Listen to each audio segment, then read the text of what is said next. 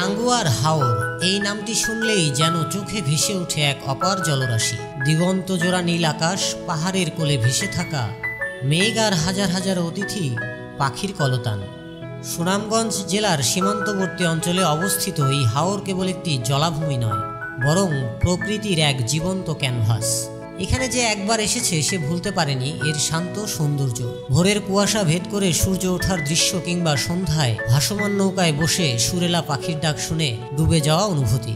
হাওরের মধ্যে দিয়ে যখন নৌকা ধীরে ধীরে এগিয়ে চলে তখন দুপাশে বিস্তৃত জলরাশি যেন হৃদয়ের সব ক্লান্তি মুছে দেয়। চোখের সামনে মেঘালয়ের নীল পাহাড়, মাঝে মাঝে শীতল হাওয়ায় দুলে ওঠা শাপলা ফুলের নরম ছোঁয়া এবং দূর থেকে ভেসে আসা পাখির ডাকে একসময় মন বলে ওঠে এ যেন আর পৃথিবীর কোনো জায়গা নয়, এটা যেন স্বপ্নপুরী। এক রাতে হাউস বোটে কাটানো অভিজ্ঞতা এতটাই মোহময় যেন জীবনের সবচেয়ে শান্ত মুহূর্তগুলো এখানেই জমা হয়ে আছে।